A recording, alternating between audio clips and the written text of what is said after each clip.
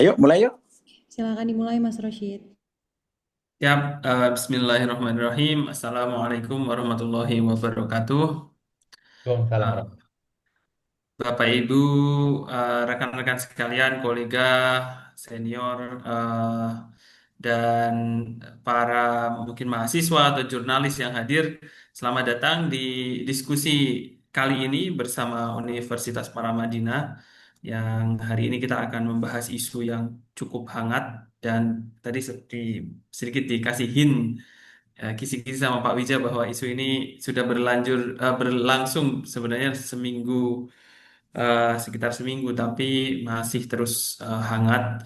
Untuk itu eh, alangkah baiknya kita kupas lagi hari ini dengan tema prospek dan arah pasar modal Indonesia pasca MSCI atau MSCI dan Moody's. Bapak Ibu sekalian, insya Allah kita akan berdiskusi selama 1,5 jam minimal, bisa lebih.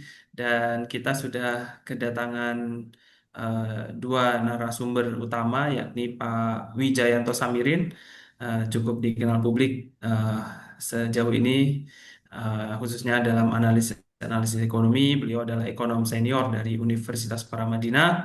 Dan pembicara kedua nanti ada Pak Primus Dorimulu. Beliau adalah saat ini CEO dari Investor Trust. Kalau dilihat profilnya sama-sama senior, ini banyak malang melintang di dunia analisis, baik itu secara praktis maupun secara akademis. Saya sendiri Roshid Jazuli, saat ini sebagai dosen dari Prodi Magister Manajemen Universitas Paramadina akan memoderatori diskusi kali ini. Bapak Ibu, sebelum kita lanjut diskusi, kita akan mendengarkan sambutan pembuka dari Pak Rektor, Prof. Didik Rahbini. Monggo, Prof. Baik, selamat sore semua ya. Assalamualaikum warahmatullahi wabarakatuh ya. Waalaikumsalam. Gongsi Facoy dan marhaban ya Ramadan yang Pak Primus, terima kasih ya tamu kita yang terhormat ya. Analisis ekonominya saya akui cukup tajam ya. Mudah-mudahan bisa dengan Mas Wija juga ini cukup tajam ya. Saya sendiri memberikan pengantar bahwa pasar modal ini adalah koneksi modal keuangan dengan global terutama ya. Ya dan pasar modal itu seperti bendungan. Jadi kalau APBN itu satu bendungan, ya enggak, dana pensiun bendungan, pasar modal juga bendungan yang sangat besar ya, yang bisa mengairi banyak bisnis. Ya pengalaman saya banyak yang langsung di lapangan ya. Contohnya First Media. First Media itu cuman lisensi dari Harmoko diberikan kepada Peter Gonta, dibeli James Riyadi, masuk pasar modal, mengairi bisnis itu, membuat jalur-jalur network kabel ya ke seluruh Indonesia dan punya jutaan klien internet. Itulah internet kabel yang pertama ya. Sebelum ada Starlink dan segala macam ya. Tapi itu modalnya dari pasar modal. Nah, sekarang pasar modal itu sifatnya sangat regulated dan paling sensitif di gerbang depan ekonomi. Jadi dia seperti kerang hijau, Pak, di Ancol itu. Kalau ada polusi, kerang hijau dulu yang menyerap polusi itu. Ya, pertanda bahwa lingkungan itu sakit. Nah, sekarang peristiwa pasar modal kaitannya dengan Morgan Stanley ini, dalam pandangan saya, pasar modal kita ini sakit. Nah, karena itu Presiden bereaksi dengan penasihatnya untuk memberikan hukuman terhadap otoritas pasar modal yang tidak sensitif ya. Dan saya menganggap bahwa Morgan Stanley ini diakui atau tidak ya memang pintunya gerbang ya dari pasar modal itu ya. Dan saya kira seperti saya sebutkan tadi, pasar modal itu kalau ada lingkungan sakit seperti kerang hijau dan ini harus sehat ya. Dan saya detailnya belum mengobservasi secara langsung ya, tetapi arus pasar modal itu sangat penting bagi Indonesia terutama startup ya, startup yang memerlukan modal yang sangat besar dan likuiditas internasional sering berlebih dan masuk ke Indonesia itu menjadi bisnis ya. Dan saya kira pengalaman saya langsung di lapangan ya banyak eh, perusahaan-perusahaan yang modalnya awalnya itu tidak ada, diairi dengan pasar modal, dia menjadi perusahaan yang sangat besar, termasuk Gojek kan, Gojek ya dan lain-lain itu termasuk diairi oleh pasar modal ya. Jadi tantangan pasar modal saya kira dalam konteks ini ya. Saya ingat Pak Marzuki Usman ya. Waktu itu saya di IC, dia yang ke Amerika mencoba mencari pasar modal itu apa. Orang belum kenal stock market itu apa gitu. Ya, seperti Pak Habibie sebelum datang, iptek itu baru ketika Pak Habibie datang ke Indonesia baru kita dengar. Itulah iptek gitu kan. Sekarang itu sudah biasa ya. Nah, begitu juga pasar modal ini kita datang berikutnya, tetapi sudah mulai kalah dengan Vietnam ya. Jadi sekarang problem yang kita hadapi dengan kasus kemarin itu problem tata kelola ya. Kemudian market deepening, pendalamannya, dan penguatan investor domestik ya, termasuk peranan dana pensiun ya, asuransi ya, dan lain-lain ya. Dan yang sangat penting sekali, pasar modal itu sensitif pada stabilitas makro. Kalau APBN dicabik-cabik ya itu wah ini udah nggak bener nih. Kalau udah nggak bener mereka lari gitu kan. Nah inilah sifat pasar modal yang sangat sensitif. Kalau industri tidak ya. Industri itu saya pernah membaca riset di Cikarang ya. Bertanya pada waktu gonjang-ganjing politik, bertanya kepada investor Jepang ya, yang mereka menanam modal di Indonesia dan CEO-nya. Apa hambatan Anda berbisnis di Indonesia? Listrik. Waktu itu memang listrik. Kalau pengusaha Amerika, Belanda, dan lain-lain itu adalah stabilitas politik ya dan regulasi. Tapi Pak pengusaha Jepang itu ya sudah biasa menyiasati masalah-masalah lingkungan bisnis ya, yang mereka keluhkan pertama listrik pada waktu itu ya. Saya kira itu pengantar saya. Terima kasih. Ini ada Pak Wija sebagai ekonom Paramadina ya, yang suaranya sudah nyaring ke sana kemari. Pak Primus, kita di Paramadina juga mengkader nih. Ini ada darah birunya Paramadina. Rosid ini S1-nya Paramadina ya, lalu kemudian sekolah melanglang ke luar negeri ya. Dia lulusan University College London ya. Saya sering keluar masuk ke warung-warung kopinya ya, di dalam ya, karena anak saya juga di situ ya. Oh, iya. Dan ini ranking 18 dunia ya. Mahatma Gandhi dan tokoh-tokoh besar lahir dari sana ya. Dan ini sedang dikader oleh Mas Wija. Mudah-mudahan jadi guru besar dalam waktu tertentu ya. Pak Primus, terima kasih ya, Mas Wija dan Pak Ahmad dan lain-lain. Ini kenapa pesertanya dipisah? Dijadikan satu saja ya. Dipisah antara pembicara dan peserta ya. Jangan dipecah ya. Demikian ya, selamat sore. Assalamualaikum warahmatullahi wabarakatuh ya. Terima kasih. Terima kasih. Assalamualaikum warahmatullahi wabarakatuh. Terima kasih banyak Prof atas pembuka dan juga pemantik. Saya pikir diskusi yang cukup membuka mata ya, bahwa tadi saya tangkap masalah ini jangan-jangan bukan masalah hanya angka indeks harga saham gabungan atau angka berapa harga saham kita, tapi ternyata masalah tata kelola dan juga masalah kepercayaan, dan tadi juga dibahas soal masalah stabilitas politik dan juga ekonomi makro kita. Nah, untuk mendalami hal-hal itu, saya pikir kita langsung saja ke menu utama kita hari ini, Bapak Ibu sekalian, yakni paparan gagasan dan juga saya pikir rekomendasi-rekomendasi dari para ahli yang hadir. Kita beri kesempatan pertama ke Pak Wija. Kami persilahkan Pak Wija. Terima kasih, Mas Rosid. Assalamualaikum warahmatullahi wabarakatuh. Selamat siang, salam sejahtera untuk kita semua. Selamat puasa Ramadan dan juga selamat tahun baru Imlek. Prof Didik yang selalu menginspirasi, Mas Primus yang luar biasa sejak dulu mewartakan kebenaran, dan rekan-rekan semua. Ini kita kali ini kembali mendiskusikan satu topik, yaitu tentang pasar modal dan ekonomi dikaitkan dengan MSCI dan Moody's. Apa yang diumumkan oleh MSCI dan Moody's adalah sesuatu yang benar. Paling tidak dunia melihat seperti itu. Walaupun kita protes, ada yang menganggap ini tidak fair, mereka kurang memahami situasi. Tapi apapun itu, ini adalah IP kita. Dan kalau kita nyari kerja, itu ya perusahaan yang akan merekrut menggunakan IP sebagai pintu masuk. Lembaga beasiswa juga menggunakan IP sebagai pintu masuk gitu ya. Jadi memang harus kita terima dan kita harus merespon dengan sesegera mungkin. Karena apapun itu yang menjadi tuntutan mereka adalah sesuatu yang positif bagi kita. Ibaratnya kita sedang sakit disuruh sehat, masa kita protes gitu ya, marah-marah. Ya kita bikin badan kita sehat.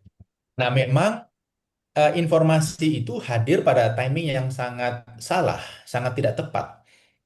Hadir di saat tidak pernah sebelumnya portfolio investasi di Indonesia itu negatif.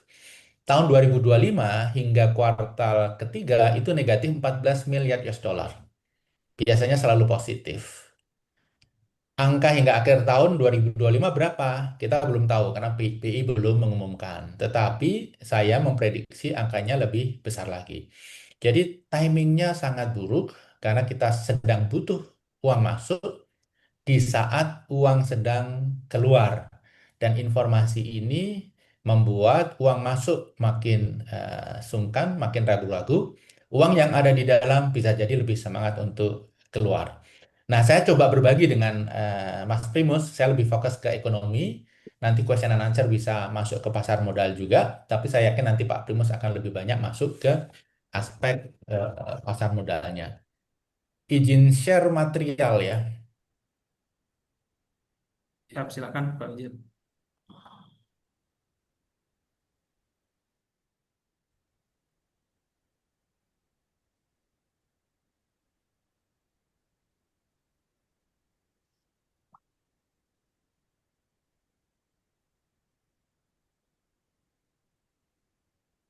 Belum bisa.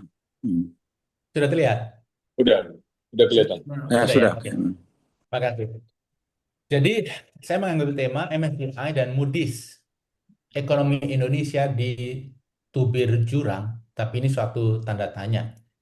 Suatu harapan semoga tidak terjadi. Tetapi saya menyitir apa yang disampaikan oleh Pak Didi tadi. Apa yang terjadi di capital market itu hanya ujung es dari suatu fenomena besar. Dan sejarah selalu membuktikan seperti itu. Pak Wijat, Kenapa izin begitu? boleh di slideshow Pak Wijat? Mohon maaf. Kenapa begitu? Karena capital market itu merupakan gold standard penegakan regulasi, penegakan hukum di hampir banyak negara. Jadi biasanya standar masalah regulasi dan implementasinya itu paling tinggi dibanding sektor lain. Jadi ketika sektor yang sudah merupakan gold standard ini bermasalah, hampir bisa dipastikan di sektor yang lain lebih bermasalah juga. Pertanyaannya, apakah di pasar modal negara lain tidak ada masalah? Banyak. Banyak juga pelanggaran. Yang menarik, di sana banyak pelanggaran, tapi ada pelanggarnya. Problem kita selama ini, pasar modal kita, banyak pelanggaran, tapi tidak ada pelanggarnya. Artinya regulasi dibikin, tetapi penegakannya masih merupakan tanda tanya besar. Nah, memang betul setelah MSCI mengeluarkan warning, itu dalam 1 bulan, itu dinamika ekonomi kita luar biasa. Karena secara kebetulan dan barangkali kasualistis, itu muncul beberapa event yang menarik untuk dibahas. 8 Januari, realisasi APBN 2025 diumumkan, defisitnya 2,92%. Dan kalau saya ngobrol di ruang tertutup, 90% ekonomi tidak mempercayai angka ini. Nanti bisa kita bahas lebih detailnya.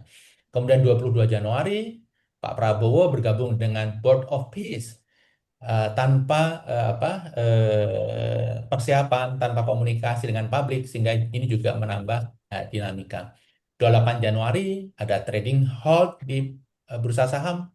29 Januari UBS, Goldman Sachs mendowngrade saham kita. Ini investment banking terbesar di Eropa dan Amerika. Kemudian diikuti 2 Februari, Nomura investment house terbesar di Jepang, barangkali di Asia, itu juga mendowngrade. Kemudian 30 Januari, pimpinan OJK mundur, Dirut BI juga mundur. Kemudian tidak hanya berhenti di situ. 5 Februari, itu Moody's menurunkan outlook rating kita. Nah, ini menjadi suatu yang serius karena ada fenomena yang namanya sovereign selling. Langit-langit sovereign. Jadi ketika rating sovereign itu turun atau outlook-nya turun, maka seluruh financial asset, saham, obligasi, termasuk korporasi di Indonesia juga turun. Karena tidak mungkin rating perusahaan itu lebih tinggi daripada rating negara. Tidak hanya begitu saja, pada tanggal 10 Februari ada dua momen penting, di mana FTSE Russell itu seperti MSCI tapi berbasis di London itu juga menunda review karena beberapa catatan. Dan pada hari yang sama, Corruption Perception Index kita turun dari 37 menjadi 34. Dari ranking 99 jadi ranking 109, ranking terkait dengan integritas terkait korupsi. Nah, ini adalah fenomena yang terus-menerus terjadi dalam 1 bulan terakhir yang tentunya memerlukan atensi luar biasa dari pemerintah. Nah, sekarang yang menjadi krusial adalah outlook dari S&P Global dan Fitch. Karena S&P Global adalah rating agency paling influensial khususnya di Indonesia. Karena klientel mereka itu paling luas. Kemudian Fitch juga, tetapi tidak sebesar S&P Global. Nah, yang menarik, Moody's itu mengeluarkan warning 5 Februari. Terakhir Moody's mereview rating kita itu tahun 2018. Berbeda dengan S&P yang sering melakukan review, Moody's ini sangat jarang. Terakhir itu 2015. Artinya ada sesuatu yang signifikan sehingga dia harus mengeluarkan review atas ratingnya. Nah, kita sudah bahas berkali-kali dalam banyak kesempatan apa sih concern MSCI dan Moody's. MSCI concern tentang free float yang terlalu kecil, kepemilikan saham yang tidak transparan, kemudian dominasi transaksi semu di pasar modal kita yang sifatnya manipulatif. Terkait dengan pasar modal ini, alhamdulillah pemerintah memberikan respon yang menurut saya timely, cukup cepat. Meminta mundur pimpinan BI OJK, meningkatkan free float ke 15%, demutualisasi BEI, di mana Danantara berencana kuasai hingga 30% saham, tapi saya usulkan jangan 30%, karena kalau 30% dikuasai Danantara, maka ini dianggap bursa saham kita itu menjadi seperti kaki tangannya pemerintah. Jadi independensinya pasti dipertanyakan. Kemudian dana pensiun, asuransi, boleh invest hingga 20% aset, ini juga harus hati-hati. Tetapi sudah punya rencana konkret, tinggal implementasinya.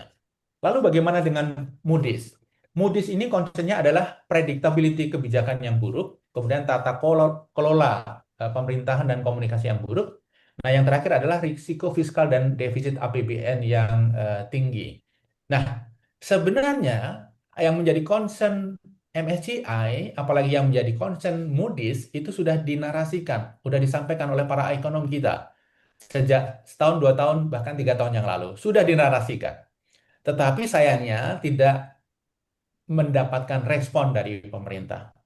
Ketika yang menarasikan institusi asing, responnya itu luar biasa. Nah, menurut saya ini satu hal yang positif, tetapi pembelajarannya adalah sebelum diingatkan oleh institusi asing, ada baiknya mendengar para ekonom kita yang sejak jauh hari sudah mulai menyampaikan pandangannya. Kalau kita lihat misalnya, concern dari Moody's ini seolah-olah seperti cut and paste, copy and paste dari 7 desakan ekonom yang tergabung dalam Aliansi Ekonom Indonesia. Coba dilihat, ada 7 desakan, 3 dari 7 desakan itu betul-betul menjadi concern dari Moody's, seperti cut and paste. Artinya, validitas concern para ekonom kita itu sebenarnya pantas untuk dijadikan acuan juga oleh pemerintah. Nah, terkait dengan rating. rating kita yang outlook-nya turun itu tentu saja menambah beban kita. Karena dengan rating yang seperti sekarang saja, bunga obligasi pemerintah kita itu sangat tinggi. Apalagi nanti ketika rating itu diturunkan. Ini sekarang baru outlook-nya yang turun. Sehingga makin tinggi bunganya, makin berat beban APBN untuk membayar bunga. Kendati pun demikian, kalau kita membandingkan rating antar 6 negara di ASEAN, ternyata rating tidak serta-merta menggambarkan langsung suku bunga yang harus dibayarkan oleh pemerintah. Jadi ada premium yang harus dibayarkan oleh pemerintah Indonesia di atas bunga yang seharusnya dibayar. Jadi memperbaiki rating itu satu hal, tapi memperbaiki hal-hal di luar rating itu juga sangat penting. Kenapa? Ada begitu banyak hal yang di-capture oleh investor, tetapi tidak di-capture oleh rating agency. Karena rating agency ini bagi teman-teman yang mempelajari prosedurnya sangat mekanistis. Misalnya, rating kita dengan Vietnam, dengan Thailand itu hampir sama. Bahkan Vietnam jauh lebih buruk karena non-investment grade. Tetapi bunga hutang kita itu jauh lebih tinggi daripada mereka. Bahkan setelah di-adjust terhadap inflasi. Hitung-hitungan saya, premi surat utang pemerintah kita untuk 10 tahun 3,5% di atas inflasi. Thailand 1,93% di atas inflasi dan Vietnam hanya 0,91% di atas inflasi. Ada beberapa variabel yang menyebabkan premium itu tinggi. Misalnya, mulai banyak yang mempertanyakan, ini konkret nih, akurasi data ekonomi. Banyak media asing, pengamat asing mulai menanyakan ini.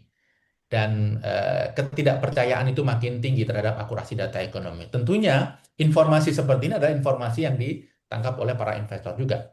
Kemudian risiko volatilitas rupiah, risiko ketidakpastian kebijakan, risiko koordinasi antar lembaga yang buruk, risiko intervensi politik, dan risiko struktur pasar. Itu membuat on top of suku bunga yang tinggi karena rating kita tidak bagus, suku bunga kita menjadi lebih tinggi lagi karena investor membutuhkan premium. Nah, ketika rating kita, outlook-nya diturunkan, maka yang terjadi adalah fenomena sovereign selling yang tadi saya sebutkan di depan terjadi, di mana seluruh financial asset kita, apakah itu obligasi korporasi, apakah saham, dan lain sebagainya, itu nilainya turun. Karena sovereign selling tadi. Tidak mungkin suatu korporasi mempunyai rating lebih tinggi daripada state, negara. Nah, sehingga dampaknya karena risikonya dianggap meningkat, maka return yang harus diberikan oleh financial asset itu kepada investor harus lebih tinggi. Dampaknya adalah cost of fund jadi lebih tinggi, sehingga berbisnis di Indonesia menjadi makin mahal dan makin sulit. Jadi penurunan rating ini ibarat air laut yang turun, yang surut, sehingga perahu-perahu itu sulit berlayar. Sehingga kalau pemerintah ingin membantu sektor swasta untuk bisa berbisnis dengan baik, sovereignnya dinaikkan. Ini ibarat menggelontorkan air di laut yang kering, mendatangkan air pasang, sehingga perahu-perahu perusahaan-perusahaan bisa berlayar. Nah, saya ingin mendalami lebih jauh tentang concern MSCI dan Moody's. Kenapa mereka menyampaikan warning? Terkait MSCI, saya rangkum dalam satu slide ini saja. Bayangkan rekan-rekan, ibu-ibu, bapak-bapak, 40% market cap pasar modal kita, Bursa Efek Indonesia, itu dikuasai oleh 10 perusahaan, jadi 40% ya, dikuasai oleh 10 perusahaan dengan PI rasio di atas 100. PI rasio 100 itu artinya kalau kita membeli perusahaan itu, dividen keuntungannya 100% dibagi dalam bentuk dividen, perlu 100 tahun supaya uang kita kembali tanpa memperhitungkan time value of money. Jadi 100 itu mahal sekali. Jadi sekali lagi saya ulangi. 40% market cap saham kita itu dikuasai oleh 10 perusahaan dengan PI rasio di atas 100. Ada yang 1000 sekian, ada yang 500. Dan perusahaan-perusahaan ini kalau kita lihat operasional perusahaannya tidak luar biasa amat. Free float-nya kecil, tidak ada transparansi siapa pemilik saham yang sesungguhnya. Sehingga ketika harga saham naik, ya banyak yang mencurigai. Ini transaksi semu, transaksi antara affiliated party untuk menggiring harga saham naik. Siapa yang dirugikan? Yang dirugikan adalah investor retail yang dia ikut-ikutan membeli. Padahal sebenarnya valuasi saham itu tidak seperti itu. Coba kita bandingkan misalnya dengan PE ratio saham-saham di Amerika. Saat ini banyak yang mengatakan bursa saham Amerika itu mengalami bubble. Harganya sedang tinggi-tingginya. Mereka mengkritisi 7 perusahaan terbesar paling influensial di bursa efek New York dan Nasdaq itu mempunyai PE yang sangat tinggi. Mereka menyebutnya The Magnificent Seven. Apple, Microsoft, Alphabet, Meta, Nvidia, Amazon, dan Tesla. Tapi kalau kita lihat harga saham mereka yang dianggap bubble itu pun PE rasionya di antara 25 hingga 65. Pengecualian Tesla. Ini Tesla memang Elon Musk ini agak unik ya. Tetapi Magnificent Seven minus Tesla itu PE rasionya range-nya 25 hingga 65. Di Indonesia banyak perusahaan yang PE-nya di atas 100, di atas 200, di atas 300, di atas 500. Dan mereka mendominasi 40% market kapitalisasi kita. Sehingga satu slide ini sebenarnya menggambarkan kenapa MSCI mengeluarkan warning dan kenapa warning dari MSCI itu kredibel. Nah, selanjutnya saya ingin mulai membahas tentang Moody's. Masukan Moody's untuk kita itu yang pertama terkait dengan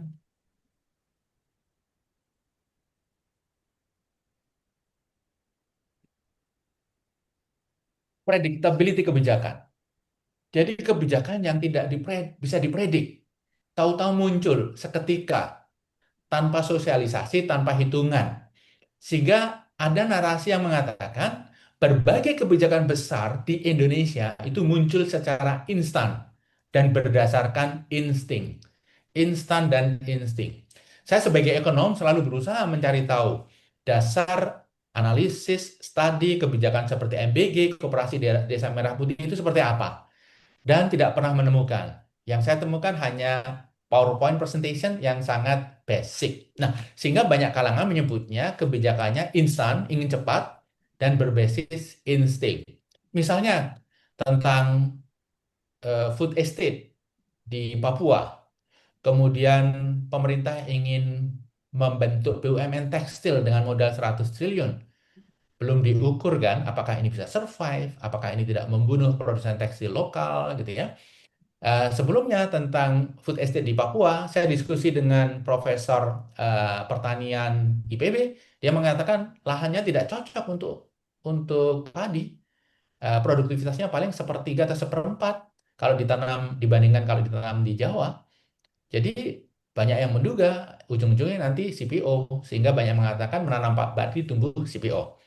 Kemudian membeli pesawat, beli dari Korea, beli dari Cina, beli dari Turki, beli dari Perancis, itu tanpa analisis betapa rumitnya kalau kita memiliki pesawat dengan supplier yang berbeda-beda.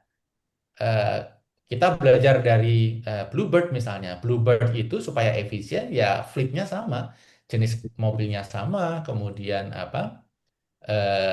mereknya sama. Kita belajar dari Lion, dia lebih efisien daripada Garuda karena fleetnya sama, mereknya sama, sementara Garuda mempunyai banyak variasi. Jadi ada banyak hal yang belum dianalisis secara mendalam. BGN misalnya sudah banyak sekali dibahas. Itu juga terkesan instan dan insting. Kemudian 3 juta rumah, Koperasi Desa Merah Putih, dan antara harus mendirikan dan mengoperasikan peternakan ayam, daging, dan telur. Ada begitu banyak kebijakan instan dan insting yang ini di-capture oleh Moody's dan dijadikan masukan yang oleh pemerintah kemudian menjadi isu besar.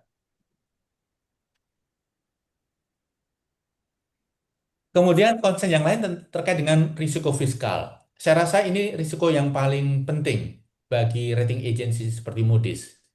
Karena ini terkait dengan kemampuan suatu negara membayar hutang. Jadi kemampuan fiskal itu adalah gambaran paling konkret tentang kemampuan suatu negara dalam membayar fiskalnya. Saya mencoba membuat summary APBN 2022 hingga 2026. ada yang aneh, ada dua masukan, A dan B. Masukan saya adalah pertumbuhan pendapatan perpajakan. Itu diproyeksikan naik 21,5% tahun ini dibanding tahun lalu. Padahal tahun lalu turun 0,6% dan tahun-tahun sebelumnya tidak pernah apa namanya yang naik 21,5%. Pernah kejadian, tetapi dalam kaitan kita mengalami recovery dari COVID. Jadi asumsi pertumbuhan ekonomi yang pertumbuhan penerimaan yang tinggi ini yang kemudian menghasilkan defisit APBN tahun 2026 hanya 2,6%, 2,69% PDB. Kalau penerimaan pajak itu kita asumsikan tumbuh secara natural, yaitu inflasi ditambah pertumbuhan ekonomi atau sekitar 7,5%, maka defisitnya itu akan menjadi minus 3,78%, jauh di atas 3%. Nah, tentunya hal-hal seperti ini yang oleh Moody's itu di-capture. Dan saya yakin S&P juga melakukan hal yang sama. Sehingga jangan kaget ketika nanti S&P juga merevisi outlook kita. Semoga hanya outlook yang direvisi, bukan ratingnya. Lalu hal kedua, poin B yang menurut saya juga perlu di-highlight. Terjadinya sentralisasi APBN, pemangkasan transfer ke daerah. Dari dalam kondisi normal itu 35% spending, sekarang tinggal 18%. Nah, yang menarik adalah akan muncul daerah-daerah, 90% daerah kira-kira, yang tidak mampu membiayai belanja rutinnya. Nah, permasalahan fiskal daerah ini juga tidak boleh dianggap remeh karena pertama ini akan menimbulkan disrupsi politik lokal. Yang kedua, ujung-ujungnya adalah fiskal pusat karena daerah kan tidak bisa menerbitkan surat utang. Sehingga ujung-ujungnya pemerintah yang harus nalangi sehingga dampaknya ke fiskal pemerintah pusat juga. Kemudian yang lain tentang risiko fiskal defisit. Moody's meng-highlight secara khusus tentang defisit yang besar. Defisit tahun 2025 kemarin 2,92% PDB. Ini yang tertinggi sejak reformasi dan ini pun sudah memasukkan dampak akurbat fiskal, penundaan transfer ke PLN Pertamina, praktek ijon pajak, kemudian nilai PDB yang overstated. Nah, nilai PDB yang overstated ini penting karena 2,92% itu adalah defisit dibagi dengan PDB. Ketika pertumbuhan ekonominya di overstate, PDB-nya juga overstate, maka rasio itu menjadi lebih rendah. Jadi tiga faktor ini oleh banyak ekonom dianggap sebagai alasan kenapa angka 2025 itu pantas untuk dipertanyakan. Dan bukan hanya ekonom kita saja yang mempertanyakan, tapi juga rating agency. Yang ketiga adalah terkait fiskal, debt service ratio kita yang tinggi. Jadi tahun 2025 itu 25% penerimaan negara digunakan untuk membayar bunga. 29% digunakan untuk membayar pokok. Tapi yang 29% ini dibiayai dengan refinancing utang. Jadi total sekitar 49% penerimaan negara itu digunakan untuk membayar bunga dan pokok utang, cicilan pokok utang. Tahun 2026 kalau menggunakan asumsi APBN 2026 angkanya sedikit turun. Tetapi karena asumsi APBN 2026 itu terlalu agresif, saya yakin angkanya tidak akan lebih baik dari tahun 2025 dan bahkan ada potensi lebih buruk dari tahun lalu. Lalu concern yang lain terkait dengan tata kelola. Ada banyak hal yang disitir oleh Moody's, tapi satu yang di-highlight adalah terkait dengan Danantara. Nah, saya juga mendalami Danantara, ini ada beberapa catatan. Di level top leadership, proses seleksinya itu bagus, merit system.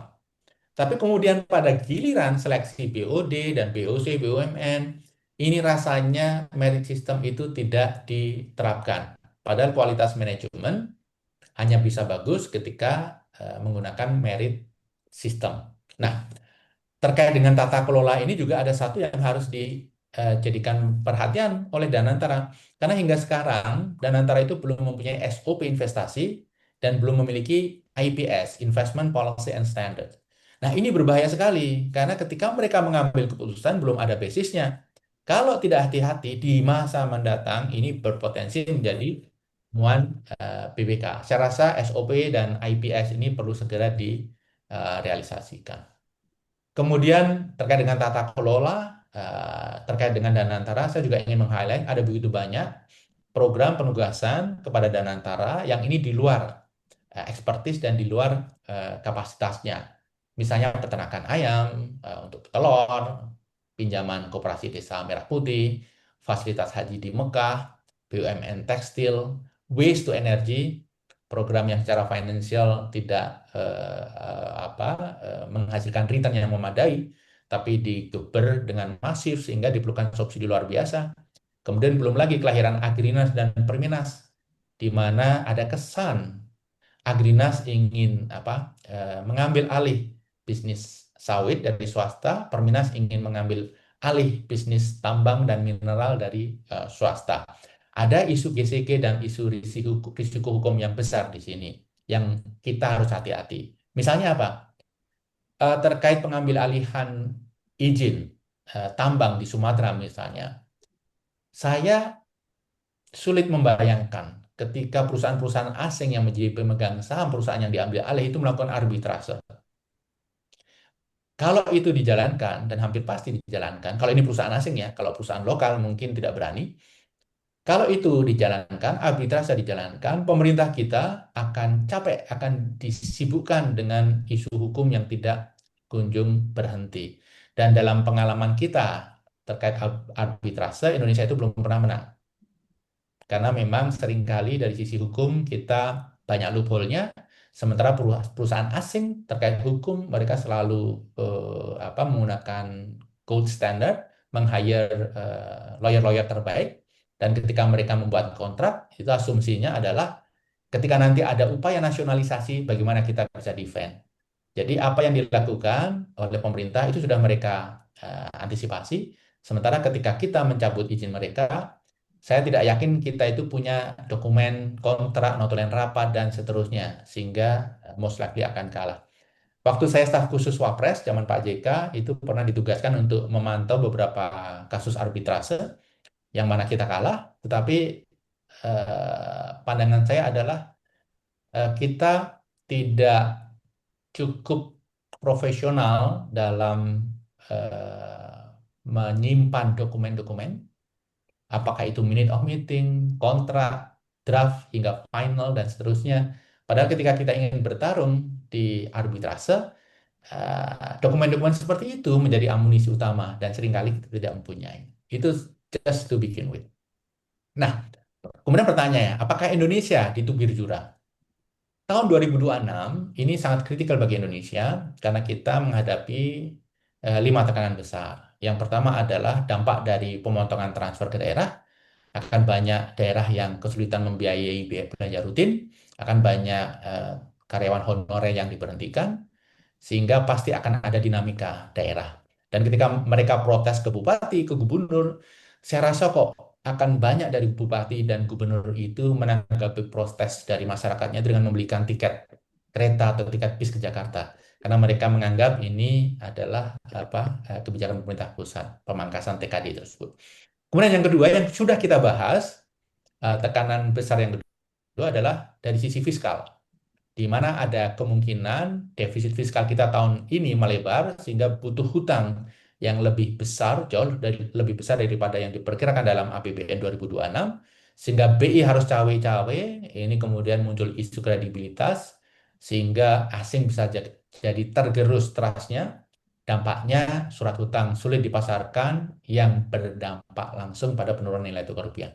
Kemudian yang ketiga adalah dinamika politik. Baru 1,5 tahun Pak Prabowo menjabat, tetapi pembahasan tentang siapa cawapres 2029 sudah menghangat, kemudian konstelasi politik sudah mulai memanas, apalagi nanti jika ide pemilihan gubernur oleh DPRD terus didorong, ini menimbulkan disrupsi politik yang tidak perlu, tetapi ini sangat krusial. Yang keempat, KDMP, Koperasi Desa Merah Putih, dan program-program strategis lainnya. Saya beberapa minggu ini mendalami KDMP, ini sangat berisiko. Kenapa? Karena masyarakat desa, dana desanya diambil. Biasanya mereka gunakan untuk proyek bikin jalan, untuk bikin BUMDes, untuk melakukan aktivitas gitu ya. Tapi tiba-tiba 60% diambil untuk Koperasi Desa Murah Putih. Yang mana masyarakat desa tidak dilibatkan dalam proses pembentukan. Yang mana bisnis Koperasi Desa Merah Putih itu justru saya perkirakan bersaing langsung dengan bisnis masyarakat. Apakah itu warung, apakah itu UMKM, dan lain sebagainya. Jadi, jika tidak dikelola dengan baik, maka isu KDMP ini berpotensi menyulut kemarahan rakyat. Kemudian tekanan besar kelima adalah gelombang PHK dan penurunan daya beli. Ini daya beli masih belum recover. Nanti kita baru tahu apakah sudah recover atau tidak ketika Lebaran usai. Apakah lebih banyak yang mudik, apakah belanja meningkat. Jadi Lebaran nanti merupakan indikator paling sahih terkait dengan daya beli masyarakat kita. Nah, tentang PHK, banyak dunia usaha yang masih ragu untuk berinvestasi atau berekspansi karena masalah ketidakpastian. Mereka bukan lagi melihat ini sebagai ketidakpastian berusaha, tetapi sudah melihat ini sebagai ketakutan berusaha. Nah, menurut saya, apa yang disampaikan oleh para ekonom, apa yang disampaikan oleh Moody's, apa yang disampaikan oleh MSCI adalah poin-poin yang kredibel. Yang paling penting adalah bagaimana pemerintah merespon ini dengan cepat. Nah, catatan saya adalah nampaknya Pak Prabowo ini masih belum mendapatkan informasi yang tepat tentang situasi di lapangan. Salah satu buktinya adalah ketika belum lama ini beliau menyampaikan bahwa MBG itu dibiayai oleh penghematan. Padahal kalau kita lihat dalam pemerintahan beliau 1,5 tahun ini tidak ada penghematan, tapi yang terjadi adalah pengalihan dari pemanfaatan untuk hal lain, wabil khusus untuk pendidikan dan kesehatan. Nah, salah satu syarat mutlak perbaikan kebijakan adalah ketika top leadership itu mendapatkan informasi yang benar, terutama oleh ring satunya. Nah, kalau ring satunya tidak mau menyampaikan informasi yang benar, kalau ring satunya bermain aman, kalau semua bermain aman, justru nanti Indonesia yang tidak aman. Demikian Mas Rosid, sedikit paparan saya. Semoga bisa meletupkan diskusi dalam sesi tanya jawab nanti. Makasih. Assalamualaikum warahmatullahi wabarakatuh. Selamat siang. Waalaikumsalam warahmatullahi wabarakatuh. Terima kasih banyak Pak Wija atas, kalau saya itu selalu ingat di pelajaran kebijakan publik itu Pak, pada akhirnya sebuah masalah kebijakan itu root cause-nya bisa 1.000. Jadi akar masalahnya bisa ribuan, dan Pak Wija hari ini menyajikan beberapa akar masalah utama yang tadi kita sama-sama dalami, mulai dari keraguan para investor, eh, aset-aset finansial kita yang turun ratingnya di bawah rating negara, belanja rutin yang terpusat, hingga penerimaan negara yang terserap sebagian besar untuk debt service atau pembayaran utang.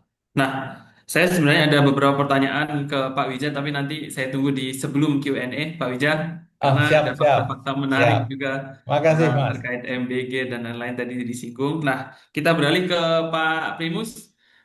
Kami persilakan Pak Primus. Ini kita juga menunggu analisis akar-akar masalah yang memang kita hadapi di beberapa bulan terakhir ini yang sangat-sangat dinamis. Kami persilakan Pak Primus. Ya, terima kasih Mas Rosid ya, Siap. Pak Didik, Pak Wijaya, dan semuanya. Ya, kalau kita mendengar pemaparan Pak Wijaya ini seperti Indonesia itu no prospek ya. Ditubir jurang, udah hancur, udah nggak punya masa depan. Nah, di sini barangkali pandangan saya agak berbeda. Saya lihat secara umum kebijakan pemerintah itu on the right track. Saya melihat kita punya prospek sudah cukup bagus ya. Saya mengambil kinerja PDB kuartal keempat 2025. Ini dengan kita percaya BPS ya, Pak Wija. Itu pertumbuhan ekonomi year on year 5,11%. Tetapi pada Q4 itu sendiri, pertumbuhannya itu 5,39%. Tertinggi dalam 3 tahun terakhir ya, sejak pandemi berakhir ya. Nah, ini sudah memberikan optimisme kepada masyarakat bahwa kita memasuki kuartal pertama 2026 dan akan menempuh sampai akhir tahun dan seterusnya. Ini saya pikir cukup bagus. Masuknya Menteri Keuangan Pak Purbaya Yudisedewa, itu saya pikir dia membuat perubahan ya, ibarat main bola, saya kan hobi nonton bola Pak. Jadi masuknya pemain pengganti itu cukup memberi perbedaan ya. Yang dia cermati adalah selama 10 tahun Presiden Jokowi, mengapa pertumbuhan ekonomi kita cuma 5% saja. Nah, dia seorang peneliti, saya berteman sama dia sejak tahun 2003, sejak dia di Danariksa sebagai peneliti, dan pada zaman SBY, dia dibawa oleh Pak CT kalau tidak salah, sehingga dekat dengan Pak SBY, banyak sekali membuat tetap meneruskan dia punya survei, nah itu dipakai. Ketika second round-nya SBY, dia mengatakan udah pasti menang ya dengan program-programnya Pak SBY. Nah, fine. Kembali kepada 10 tahun, itu melihat bahwa mengapa dana pihak ketiga itu bertumbuh 12-13%. Tetapi kredit itu cuma di bawah 8%. Dia mencermati base money itu tumbuh rata-rata cuma 5%. Sementara pada era SBY itu pertumbuhan base money itu ya 19%. Dan ketika Pak LBP minta dia untuk memberikan pandangan bagaimana agar kita bisa melewati pandemi COVID-19 dengan baik, COVID bisa dikendalikan, tetapi ekonomi tetap bertumbuh, dia memberi masukan, udah injeksi dana, base money harus dinaikin, dan itu dilaksanakan, kita bisa selamat pada masa pandemi. Dan ketika dia memegang tampuk pimpinan, dia memberikan injeksi dana, bahwa kredit itu berhadapan dengan daya beli masyarakat, permintaan dari debitor, itu satu masalah, tapi dengan memberikan dana itu sudah memberikan dampak cukup ya. Nah, saya kembali ke topik kita tentang pasar modal ya. Mungkin saya share screen ya. Saya tidak banyak seperti Pak Wija. Oh ya, oke. Kalau memang nggak bisa share, saya menjelaskan saja. Izin Pak, bisa Saya? Pak Primus ya? Oke. You need to, oh, betul background. Oke, saya nggak bisa ya. Nggak bisa share ini. Oke, sebentar Pak. Boleh Mungkin bisa dicoba lagi Pak? dibantu kan Alia yang nge-share. Iya Pak. Boleh dicoba lagi Pak? Ini kenapa? Jadi Pak Primus sudah menjadi co-host nih Pak, jadi seharusnya bisa share. Ya.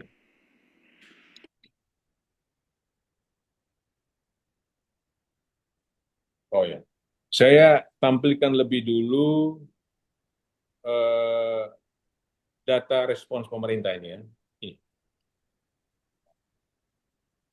Jadi sejak titik terendah 29 Januari, indeks kita 7.481,99. Per tadi pukul 14.27, indeks kita sudah di level 8.276 ya. Sudah naik 275 poin, 10%, 10,6%. Ini salah satunya adalah bagaimana pemerintah merespons MSCI. Nah, tentang MSCI ini ternyata dia berusaha memposisikan diri kredibel, tetapi dengan cara bukan kepanjangan dari Morgan Stanley Capital International, tetapi MSCI as a name, supaya dia itu tidak dikaitkan dengan MSCI sebagai investment banking, yang tentu ada kepentingan. Jadi dia betul-betul lembaga riset MSCI. Nah, ini respons dari pemerintah. Pertama, bagaimana free float itu. Jadi judulnya adalah 8 rencana aksi reformasi pasar modal berintegritas. Jadi ada kata integritas itu persis seperti yang direspons oleh Pak Wijaya tadi. Nah, jadi pertama free float itu bagaimana minimum kepemilikan akan dinaikkan 15%. Bursa Indonesia sudah mengeluarkan kebijakan agar kenaikan perlahan.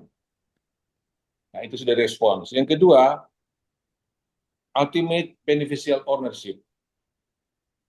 Ini tentang pemegang saham yang nomini. Di pasar modal itu banyak sekali, misalnya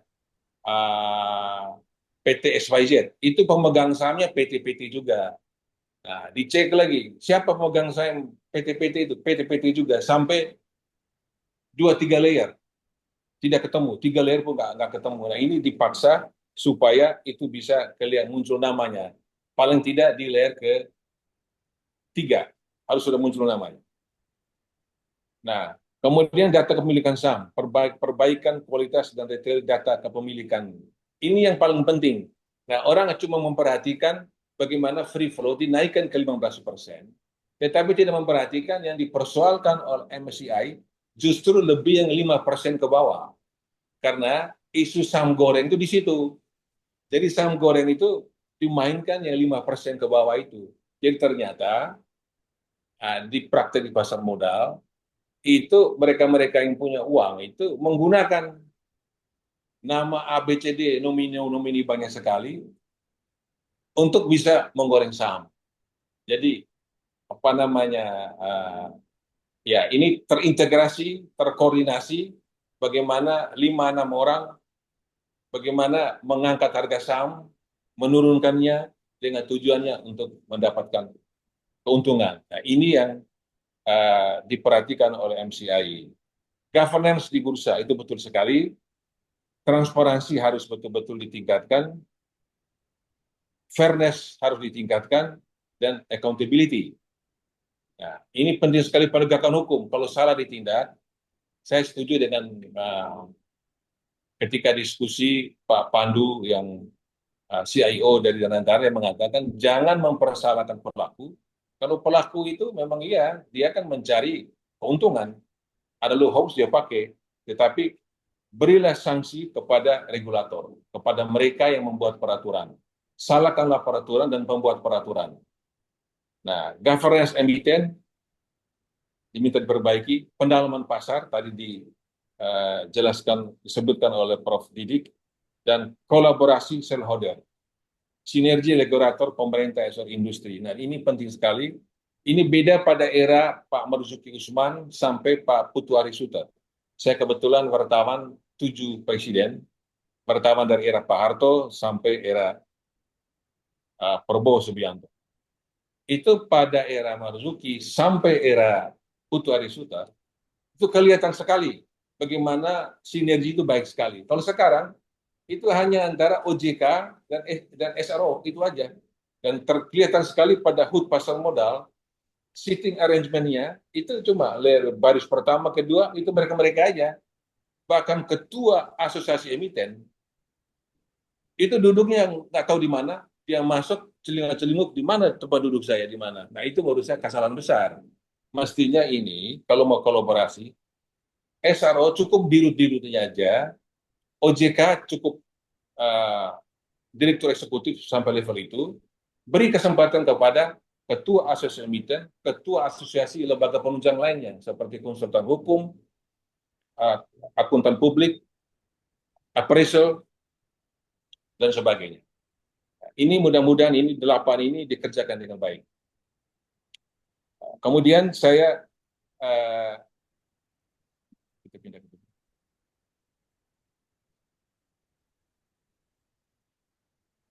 Nah,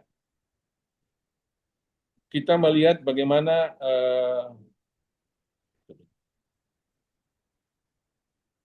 nah ini mungkin saya nggak perlu lihat lagi karena sudah lewat ya. Coba indeks terakhirnya. Coba. Saya mau menunjukkan bagaimana kenaikan harga saham hari ini pun itu lebih didongkrak oleh Konglo Stock. Jadi LQ45 itu masih di bawah. Perbandingan LQ45, nah ini, bukan, Pak. Perbandingan LQ45 dan itu ISG. Ini bukan.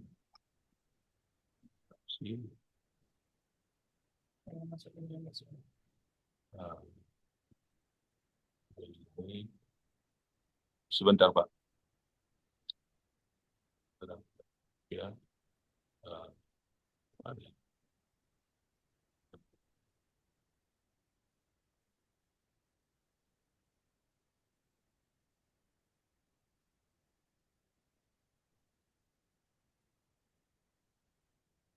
Hmm? Oh ya, bukan. Lagi.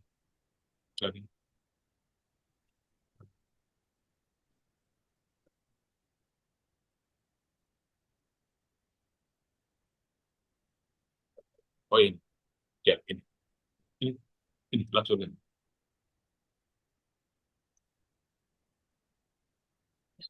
Ya, ini bisa dilihat ya, LQ45 dan ISG. ISG jauh kali di atas, LQ45 di bawah.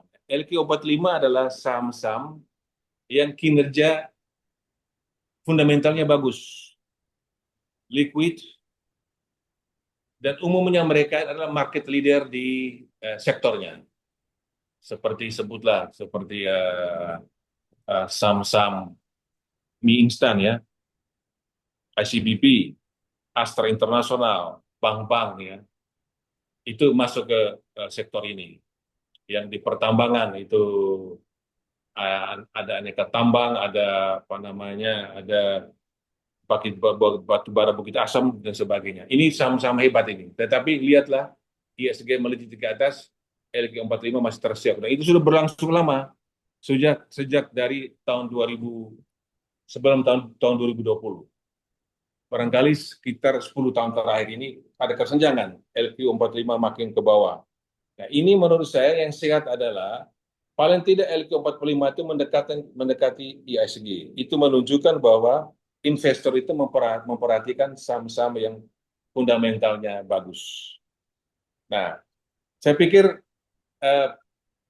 perhatian dari pemerintah itu betul-betul dipicu oleh penilaian dari MSCI dan Moody's ya. Nah, mudah-mudahan ini presiden yang langsung memperhatikan dan dia marah sekali mengapa OJK, Bursa Efek Indonesia, SRO ya, ada KPI, KSI, tidak memberikan respons yang memadai. Padahal MSCI sudah mengirimkan 4 kali, mengirimkan 4 surat. Oleh karena itu memang agak dipaksa sehingga terjadilah pergantian. Mudah-mudahan ini, karena Presiden sudah memperhatikan langsung pasar modal kita, ini adalah momentum. Kalau saya melihat Pak Bija, Pak Rosid ya, Prof. Didik, ini adalah momentum kebangkitan pasar modal kita. Karena kita dipaksa oleh MSCI, oleh lembaga-lembaga rating dunia, agar kita itu benar-benar memperhatikan governance. Nah, mudah-mudahan ini OJK lebih bagus memperhatikan kualitas peraturannya, regulasinya, dan juga menindak. Saya pikir kalau mereka yang goreng-goreng saham ditindak dengan tegas, saya pikir sudah jera itu, pasti jera. Nah, kemudian tadi Pak Bija juga menyebut yang saham-saham dengan P ratio-nya jauh di atas 20 kali ya, 20 kali earning per share ya. Secara umum, memang yang namanya harga saham itu tergantung pada supply dan demand. BCA itu pernah P/E ratio-nya 80 kali BCA. Tetapi itu kan mencerminkan bagaimana kepercayaan investor terhadap saham bank ini. Nah, tapi yang menjadi masalah adalah P/E ratio yang tinggi itu karena hasil dari goreng-goreng itu. Yang 5% ke bawah itu ternyata bukan asli trading itu oleh pelaku, tetapi oleh dia orang yang mau memberikan duit kepada investor lain dengan nama-nama yang disamarkan sehingga kelihatan seperti transaksi itu wajar. Nah, ini mudah-mudahan bisa dikerjakan dengan baik oleh perusahaan Indonesia. Nah, kemudian eh, saya melihat ke depan, Pak. Ini pasar modal kita mendapat perhatian cukup bagus dari pemerintah.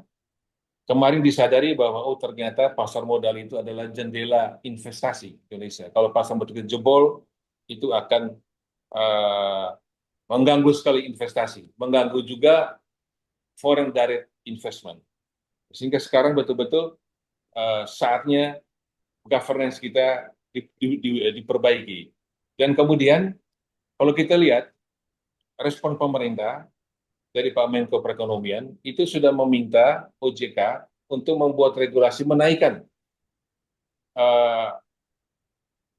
portofolio saham dari asuransi dana pensiun, termasuk asuransi sosial PP Jam Sostek, dari 10% ke 20%.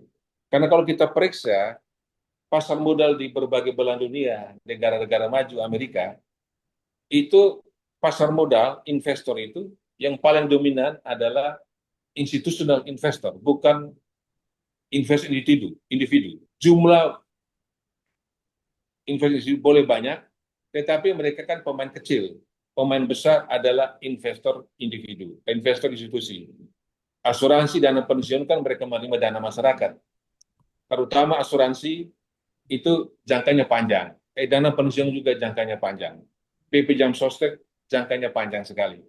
Jadi dana itu bisa 20-30 tahun sampai 40 tahun, 50 tahun diendapkan. Jadi kalau mereka diizinkan masuk pasar saham, saya pikir bagus sekali. Nah, kemudian mungkin yang terakhir dari saya, supaya pasar modal kita benar-benar bangkit, yang diliterasi bukan hanya Gen Z ya, bukan hanya milenial, tetapi juga pemerintah kita. Jangan sampai investor institusi ini sudah didorong masuk pasar modal dengan menaikkan pembelian saham. Saya yakin itu kita punya mutual fund akan bagus ya, reksadana, dan asuransi yang punya unit link ya. Unit link itu produk mix antara proteksi dan investasi. Dengan kebijakan baru ini unit link akan meningkat lagi dan itu akan menggerakkan pasar modal kita. Tapi sangat berisiko dan mungkin juga BP Jam Sostek nggak mau masuk juga kalau kejaksaan masih pakai paradigma lama, yaitu mark to market. Jadi kalau namanya saham obligasi, jangan dihitung pada Desember tutup buku, beli harga 1.000, pada 31 Desember harganya 900, berarti rugi 100 perak. Itu nggak boleh, karena apa? Dinamis. Ketika trading dibuka lagi tanggal 2 Januari, bisa jadi harganya sudah 1.100. Nah, ini yang membuat sejumlah direksi BP Jam Sostek masa lalu masuk penjara dan menimbulkan ketakutan bagi pengelola asuransi. Kalau ini semua dipastikan, saya pikir pasar modal kita akan bangkit. Kenapa? Dari sisi kinerja fundamental, itu banyak sekali saham-saham di pasar modal yang bagus sekali. Yang dengan P/E ratio-nya di bawah 15 kali. Bahkan bank-bank kita sekarang P/E ratio-nya di bawah 10 kali.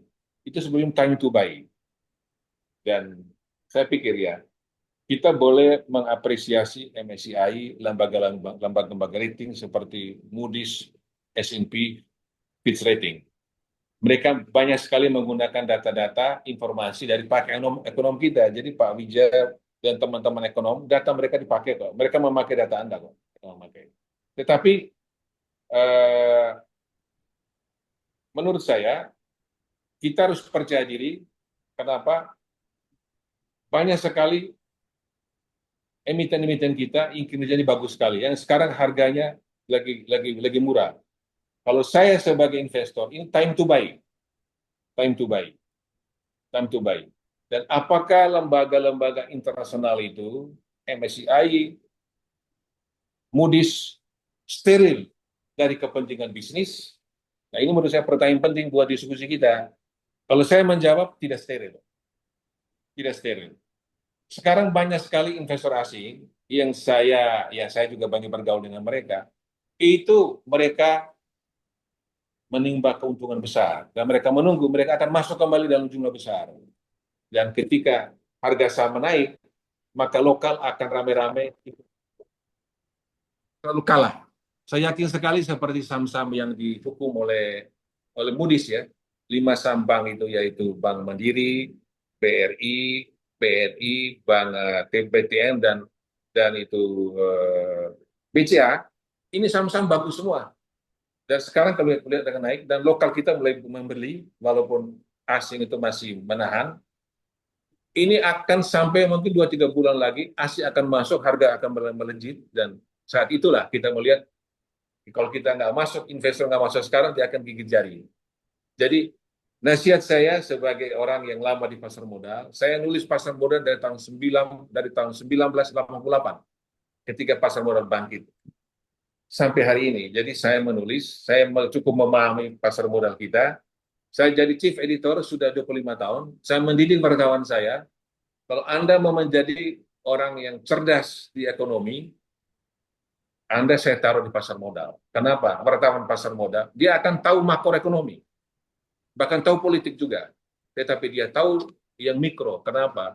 Ada sekitar 40-an sektor yang ada di pasar modal. Dia mengerti bagaimana tobacco, bagaimana banking, bagaimana asuransi, bagaimana mining, sampai bagaimana perusahaan-perusahaan startup. Dia mengerti.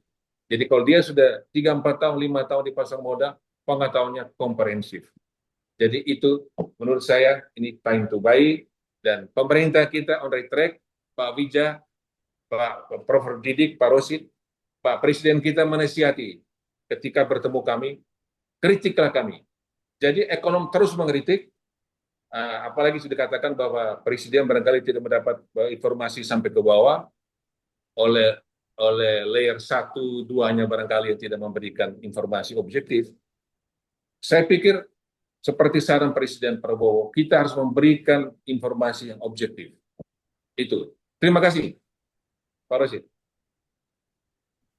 Terima kasih Pak Primus atas paparan dan juga analisis ya yang sebenarnya saya jujur Pak merasa senada dengan apa yang disampaikan Pak Wija. Ya hanya yang berbeda adalah angle-nya. Satu lebih kritikal, satu lebih optimistik. Yang tentunya dua-duanya bermanfaat untuk khalayak publik tahu apa yang terjadi di dapur pembuat kebijakan dan juga pengambilan keputusan di sisi pemerintah.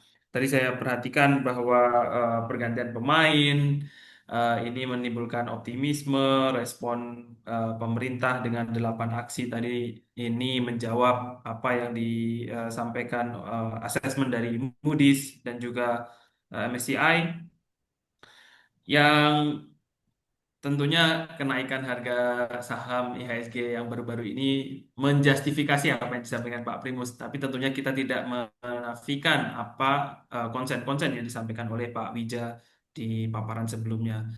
Nah, kita akan memasuki sesi tanya jawab, namun saya izin menggunakan privilege saya sebagai moderator untuk memberikan pertanyaan ini satu set pertanyaan untuk para pembicara. Untuk Pak Wija, izin Pak.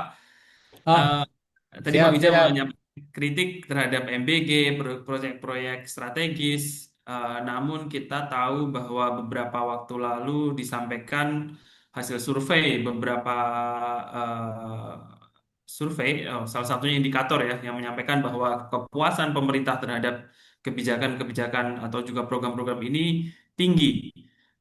Ini juga eh, apa perbedaan ini juga terjadi di misalnya hasil corruption perception index itu kita turun, tapi kepuasan masyarakat terhadap pemerintah ini tetap tinggi sampai 80%. Nah, ini fenomena apa sebenarnya Pak Wija? Nah, ini pertanyaan untuk Pak Wija. Pertanyaan untuk Pak Primus. Pak Primus tadi menyampaikan bahwa pemerintah ini sebenarnya sudah memberikan respon. Nah, saya menangkap respon ini kan reaktif, Pak Primus sebenarnya. Jadi ketika ada masalah kita respon cepat, masalah respon cepat. Nah, sebenarnya seberapa dalam kapasitas pemerintah ini untuk benar-benar melihat isu-isu seperti ini, seperti ini jangka panjang, Pak Primus? Karena kalau kita kita belajar di dunia pasar, Pak Primus, kalau kita terus misalnya dalam tanda kutip malas untuk menganalisis, malas untuk membuat kebijakan yang punya jangka analisis jangka panjang, pada akhirnya pasar yang akan menghukum kita, Pak Primus. Dan pasar ini dalam konteks ini saya pikir asesmen dari Moody's dan juga MSCI ini adalah wujud bahwa pasar bereaksi terhadap keengganan waktu itu ya Indonesia untuk merespon dinamika pasar yang terrefleksi dari surat-surat itu tadi yang tidak direspon. Seperti apa, Pak Primus?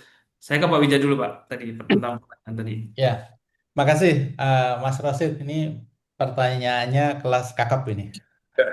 Jadi begini Mas Rosid, ketika indikator mengeluarkan hasil survei yang ternyata masyarakat puas dengan MBG, masyarakat puas dengan program pemberantasan korupsi yang dilakukan oleh Pak Prabowo. Sementara di sisi lain, para elit, pengamat, ekonom itu tetap kritis dengan kebijakan-kebijakan tersebut. Apakah para pengamat ini disconnect dengan reality? Atau apakah survei indikator ini tidak akurat? Menurut saya, survei indikator ini akurat. Pengamat, ekonom, elit itu juga connect dengan reality. Hanya yang disasar beda. Survei indikator itu menanyakan isu-isu program pemerintah kepada common people, masyarakat kebanyakan, yang mayoritas uninformed. Mayoritas mereka hanya tahu satu sisi mata uang. Misalnya ketika saya rakyat kebanyakan atau saya adalah saudara saya yang tinggal di desa di Klaten ditanya tentang MBG, dia akan happy. Kenapa? Mendapatkan makanan gratis dari pemerintah. Itu satu sisi mata uang saja, sisi spending. Nah, kalau Mas Rosid kemudian tanya kepada ekonom, tanya kepada elit, tanya kepada informed people, mereka tidak hanya melihat dari satu sisi mata uang, tapi juga sisi yang lain. Sisi pembiayaan, sisi governance, tata kelola, dan lain sebagainya. Karena para ekonom ini mencoba melihat yang di balik layar dan yang di sisi lain mata uang. Jadi, ketika ditanya tentang MBG, banyak yang kritis. Kenapa? Pak, fiskal kita ini tidak memadai. Kita sedang defisitnya gede. Kenapa tidak well targeted untuk mereka yang butuh saja? Atau Pak, kenapa tidak perlahan sehingga dari sisi governance, tata kelola bisa diatur sehingga kebocoran, korupsi itu bisa diminimalisir. Jadi Mas Rosid, apakah survei indikator itu bermanfaat? Sangat bermanfaat untuk mengetahui program ini disukai nggak oleh masyarakat. Tetapi masukan dari para ekonom, para elit itu juga sangat penting untuk memperbaiki program, untuk bisa mendapatkan program yang disukai oleh masyarakat, tetapi di sisi lain juga sesuai dengan fiskal kita. Di sisi lain juga optimal, di sisi lain juga tepat sasaran, di sisi lain GCG-nya bagus. Nah, menarik juga tadi ketika Mas berbicara tentang pemberantasan korupsi. Saya yakin 80% masyarakat puas dengan pemberantasan korupsi yang dipimpin Pak Prabowo itu valid. Kenapa? Masyarakat kita akan tepuk tangan, akan happy ketika diumumkan Rifan Siahaan, Direktur Pertamina Patraniaga, dihukum 14 tahun karena terbukti korupsi merugikan negara 900 triliun gitu dalam kasus oplosan Pertalite. Apalagi ketika press conference nanti diumumkan di depan tumpukan mata uang, tumpukan rupiah. Itu pasti excited ya. Dan itu sah-sah saja, masyarakat memang suka dengan hal-hal seperti itu. Tetapi kenapa Corruption Perception Index itu justru menurunkan indeks kita dari 37 ke 34. Ranking kita dari 99 ke 109. Karena yang disurvei oleh oleh TI dalam Corruption Perception Index ini adalah pengusaha, ini adalah intelektual, ini adalah investor, ini adalah ekonom. Sehingga mereka memandang ambil kasus yang pertalite oplosan itu belum tentu sesuatu yang positif. Kenapa? Pertama, masa iya sih korupsinya 960 triliun selama 5 tahun kerugian negara? Nah, kita tahu kok subsidi pemerintah kepada Pertamina untuk semuanya selama 5 tahun itu hanya 850 triliun. Masa kerugian negara lebih banyak daripada subsidi? Kemudian sales Pertalite selama 5 tahun itu hanya 1.122 triliun. Masa sales 1.122 triliun yang dikorupsi 960 triliun.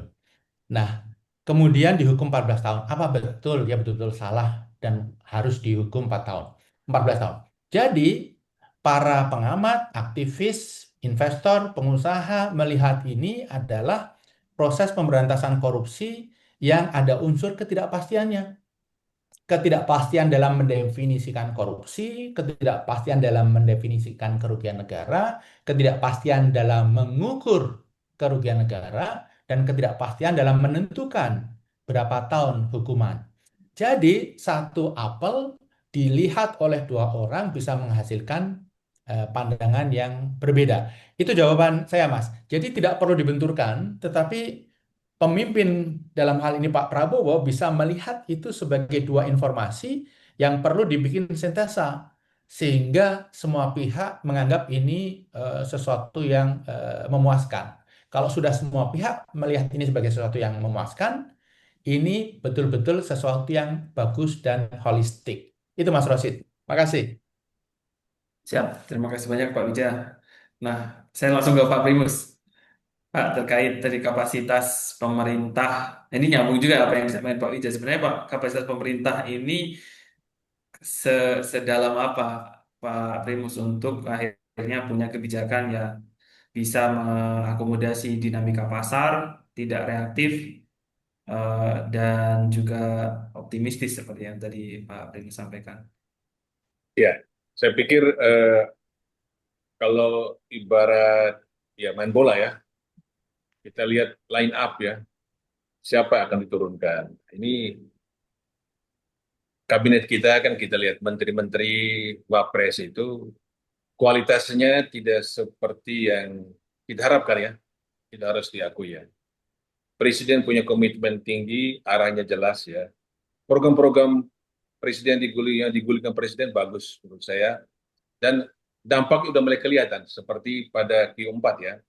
Dan kita lihat nanti pada Q1 2026 ini. Untuk respons kebijakan memang ya kalau kita lihat ya kualitas menteri kita tidak perlu menyebut satu persatu, itu memang ada menteri yang tidak cocok di bidangnya ya, sehingga program presiden tidak bisa berjalan dengan lebih baik dari yang sekarang ini. Itu. Izin, ada contohnya Pak? Ya, ya ini menurut saya tugasnya Pak Wija. Jadi ini sudah Kalau nyebut programnya ketahuan siapa orangnya ya Pak Primus ya. ya, itu rekan-rekan pers sudah tahu semua. Ya, saya pikir itu tidak merata. Ada yang bagus, tapi ada yang tidak merata. Nah, kemudian penegakan hukum itu memang salah satu yang favorit. Saya kebetulan ketika Pak Burhan mengumumkan surveinya, saya diminta untuk menjadi salah satu pembahas ya. Kita lihat bahwa tingkat kepuasan terhadap Presiden Prabowo hampir 80% ya, 79,9%. Dan kepuasan terhadap ekonomi di bawah Presiden Prabowo itu adalah 74,5%. Hampir 75% kan. Jadi tinggi sekali. Dan ditanya mengapa orang puas terhadap ekonomi, yaitu pengendalian harga. Dan yang kedua adalah membagi uang, bansos, itu juga. Itu dari zaman Pak Jokowi, bagi uang itu senang lah. Siapa sih nggak suka berbagi duit kan? Dan yang ketiga, pemberantasan korupsi. Ya, itu saya pikir nyata sekali. Hanya memang dalam pemberantasan korupsi, jangan sampai gebiak-uya, jangan sampai terkesan pemerintahan Prabowo ini memusuhi yang besar, memusuhi konglomerat, itu nggak boleh. Jangan sampai Satgas sawit, Satgas sekarang lagi berjalan ya, Satgas itu pertambangan energi, ya, migas itu lagi berjalan. Jangan sampai mengambil begitu saja, break the rule, memberikan kepada koperasi. Itu nggak boleh. Ini negara hukum, harus dipatuhi hukum. Saya pikir regulasi harus benar dan penegakan hukum harus benar. Itu. Dan kemudian para menteri itu harus bisa menerjemahkan visinya presiden. Berulang kali presiden mengatakan, saya mau menerapkan Indonesia Incorporated. Secara khusus, bagaimana besar yang kecil tidak didikotomikan. Yang besar membutuhkan yang kecil membutuhkan yang besar. Jadi korporasi dan UMKM ini benar-benar bisa berjalan bersama-sama. Bersama sektor keuangan, bersama akademisi, bersama LSM, kekuatan kekuatan sosial ya. Itu. Kalau semuanya itu bergabung jadi satu, jadi jangan telinga tipis mendengar semua masukan, bagus ya. Jadi saya memposisikan diri saya sebagai orang demokratis, pandangan Pak Wija bagus ya, tetapi hasil dari Pak Burhan dengan surveinya oke juga, karena bagaimana itu penilaian rakyat ya. Nah, kemudian saya pikir Pak, tadi dijelaskan tentang MBG, Koperasi Merah Putih, dan bagaimana itu ada budget constraint kita, itu memang yang dijelaskan memang mengambil dari dan memindahkan dana. Jadi dari dana traffic daerah diambil sebagian, dana kementerian-kementerian diambil sebagian untuk MBG, untuk Koperasi Merah Putih. Dan kita lihat dengan cara itu positifnya adalah sampai Q4 belanja kita itu defisit kita tidak sampai 3%, di bawah 3%. Jadi on the track. Dan ke depan Presiden sudah memberikan mandat, memberikan perintah kepada Menteri Keuangan, kita banyak program, tetapi Anda pandai-pandai, kalau tidak Anda saya gantikan. Bahwa Anda boleh ekspansi, membelanjakan duit untuk semua program pemerintah, tetapi tetap menjaga APBN kita, defisit lebih dari 3%. Ini pekerjaan susah, tetapi Menteri Keuangan mengatakan dia bisa melakukan itu. Nah, saya pikir ini kami sebagai media juga harus lebih turun ya ke lapangan, memperhatikan bagaimana MBG, bagaimana dana desa yang diambil dananya, kemudian Koperasi Merah Putih. Nah, saya coba melihat aspek positif, Pak. Kita udah lama sekali dengan koperasi ini. Seperti koperasi tidak berdaya. Jadi kalau orang sebut koperasi itu inferior, Pak. Inferior.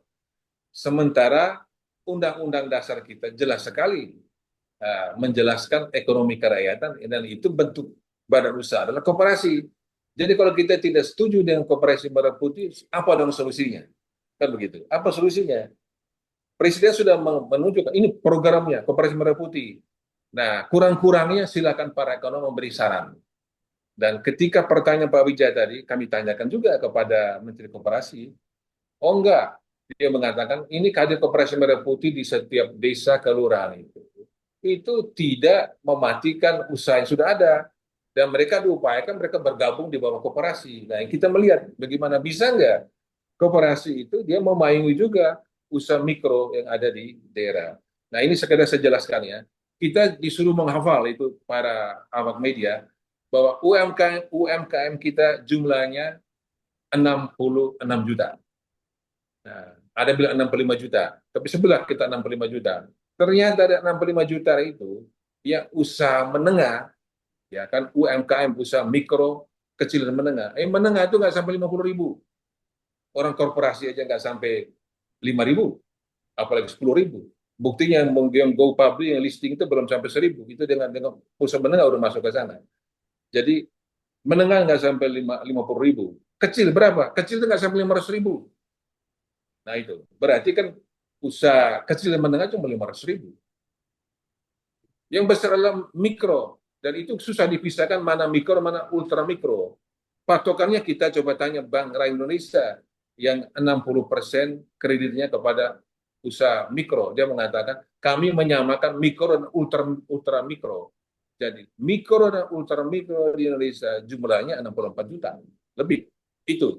Nah, ini menurut saya ini yang mau bagaimana Indonesia Incorporated, korporasi yang jumlahnya cuma 5 ribuan, bagaimana bisa membantu yang menengah, yang kecil, dan yang mikro, ultra mikro ini. Dan koperasi ini, bagaimana kita bisa mewujudkan koperasi supaya kita jangan hanya kritik itu korporasi dong, konglomerat yang bisa listing di bursa, harga sahamnya bisa PE ratio-nya bisa ratusan kali kan. Nah, bagaimana koperasi juga bisa maju dan bagaimana koperasi itu bisa bekerja sama dengan BUMDes yang ada, dengan usaha mikro yang ada di desa. Nah, ini menurut saya tugas kita semua. Itu. Kemudian MBG. Ya, MBG itu memang ada kegagalan juga, ada keracunan, ada macam. Tapi ya kalau kita lihat data jumlahnya 0,0 sekian persen kan itu. Jadi ini bisa berjalan. Yang kita kritik adalah jangan sampai itu keracunan, makanan basi, betul-betul bergizi, dan jangan sampai uang itu berputar-putar di kota. Jadi benar-benar uang itu setelah dibangun SPPG ya, itu betul-betul belanja bahan pangan itu dari masyarakat setempat. Kalau betul-betul itu beri telur, daging, ikan, sayur, semuanya karbohidrat, beras atau jagung atau ubi-ubian dari kabupaten, kecamatan setempat, saya pikir ini akan menggerakkan ekonomi kita. Saya pikir itu positif saja dari perspektif saya, Pak. Tetap saja kita beri kritik supaya presiden itu bisa melihat mana menteri yang bagus, mana yang enggak. Yang enggak bagus diganti ya. saja, begitu, Pak. Itu Mas Rosid. Siap, Eh, Pak Primus, terima kasih banyak. Ya. Saya pikir ini ada satu set pertanyaan saya rangkum ya dari chat, dari percakapan, dan ini menjadi set pertanyaan terakhir. Saya pikir em, Pak Wija dan Pak Primus ini kedua pembicara ini izin pertama terkait sebenarnya apa sih posisi dana asing di eh, pasar modal kita, pasar ke apa namanya keuangan pihak ketiga kita di Indonesia ini, dan apakah ini mencerminkan kepentingan asing dan bagaimana dana asing ini mempengaruhi aliran masuk dan keluar dan juga kekuatan dari pasar modal ini. Saya pikir itu yang pertama. Kedua, ketika Danantara tadi dimunculkan tadi yang disampaikan oleh Pak Wija dan juga Pak Primus, apakah ini juga akan memperbaiki kesehatan pasar sebenarnya, atau ini sebenarnya malah menaikkan atau maaf menurunkan independensi pasar modal kita yang seharusnya tadi disampaikan oleh Pak Primus bahwa seharusnya independen dan juga mencerminkan ke apa namanya kesehatan ekonomi kita. Yang terakhir dari Bapak sekalian, sebenarnya apakah implementasi ke depan ya kebijakan perbaikan pasar modal ini efektif dengan melihat tadi line up atau juga para pemain dan juga kapasitas para pemain di lapangan ini. Jangan-jangan ini hanya seasonal ini Pak Primus dan Pak Wija.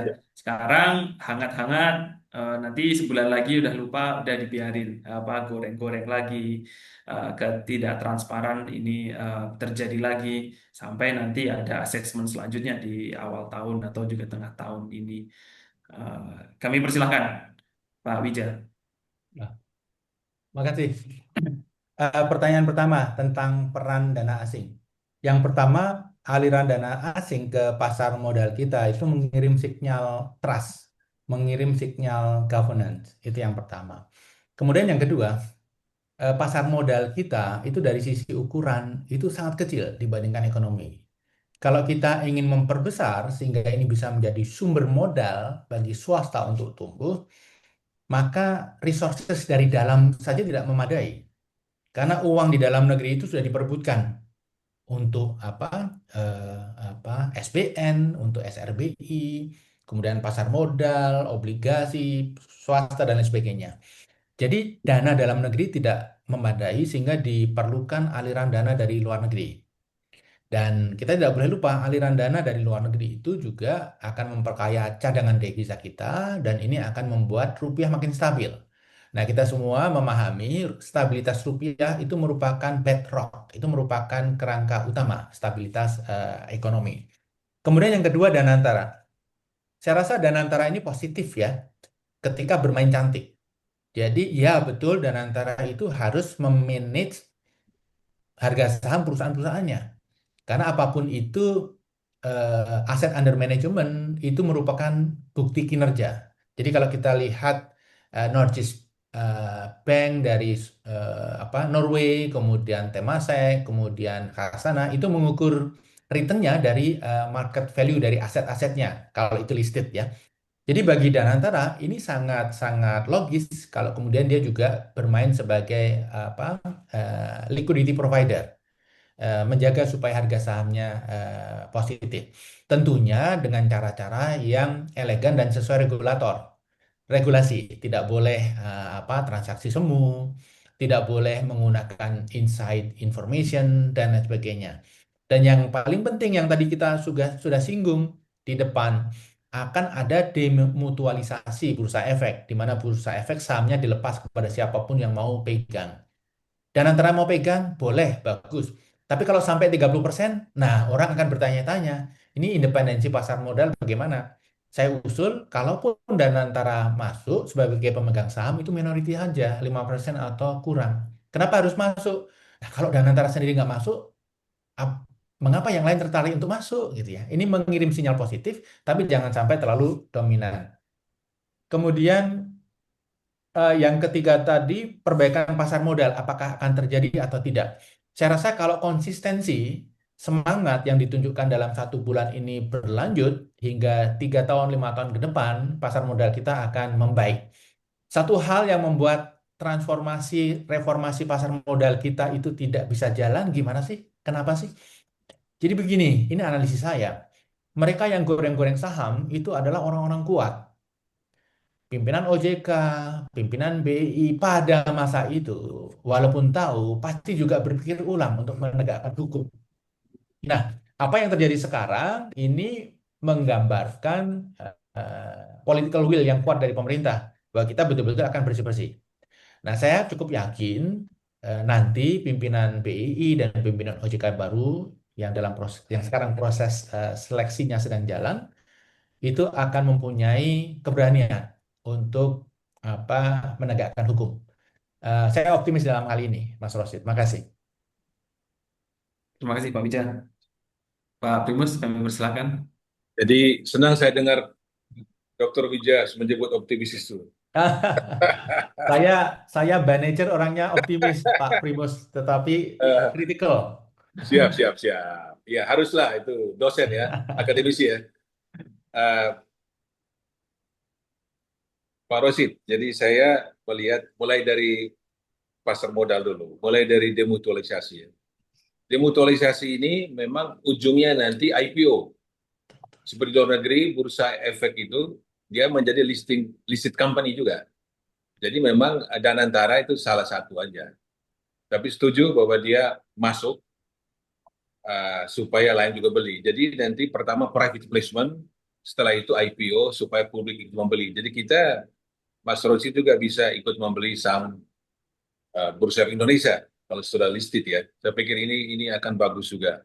Sekarang ini memang Bursa Indonesia itu agak banci anggota bursa sebagai pemegang saham, tetapi mereka diatur-atur oleh OJK saja, mereka tidak terima dividen. Jadi satu-satunya PT yang paling aneh di dunia itu Bursa Indonesia, mereka nggak ada dividen. Kemudian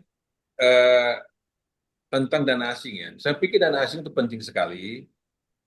Bukan hanya FDI, tetapi portfolio investment ini yang masuk ke pasar keuangan Indonesia, yang masuk ke surat berharga, surat utang, maupun ke pasar saham. Kalau saya, karena ke depan seperti dicanangkan oleh Presiden, ke depan kita harus masuk fase ekspansi, dan menurut Menteri Keuangan, dia menancapkan tekad sampai tahun 2033, Indonesia pada fase ekspansi. Berarti 8 tahun ke depan kita ekspansi. Nah itu. Nah kalau ekspansi, maka itu dana yang dipompa ke masyarakat lebih besar. Suku bunga tidak tinggi, dan Pak Purbaya saya yakin sekali dia tidak menaikkan suku bunga SBN, bahkan diturunkan. Dan dia juga mengimbau, kita tahu bahwa sekarang ada seperti tekanan supaya Bank Indonesia tanpa mengurangi independensi, supaya lebih mendukung pemerintah dengan likuiditas. Jangan sedikit-sedikit naik harga. Itu pada periode sebelumnya, bayangkan aja, kontraksi luar biasa, Pak. Ada SRBI, sudah dari fiskal ada SBN yang tinggi 7%, SBRI juga 7 sampai 7,5%. GWM juga dinaikkan. Jadi betul-betul base money-nya di bawah 5%. Itu terjadi loh. Nah, seperti ke depan ini kalau dijalankan bagus. Kalau bunga SBN diturunkan, itu kita mendorong asing masuk ke capital market. Mudah-mudahan ke pasar modal akan lebih bagus. Nah, itu akan bagus sekali.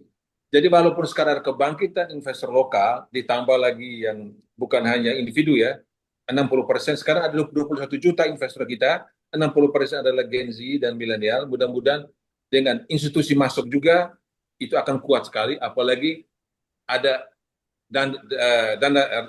Danantara berperan sebagai liquidity support. Itu liquidity provider, seperti market maker di bursa berjangka ya. Jadi mereka ketika harga turun, mereka memantik untuk mendorong pasar ramai. Tetapi tentang Danantara ini, tugasnya besar sekali. Danantara ini dia memang diharapkan untuk menggerakkan investasi. Karena dia sudah menerima dividen 100%, dividen dari BUMN masuk ke dia semua. Ke depan,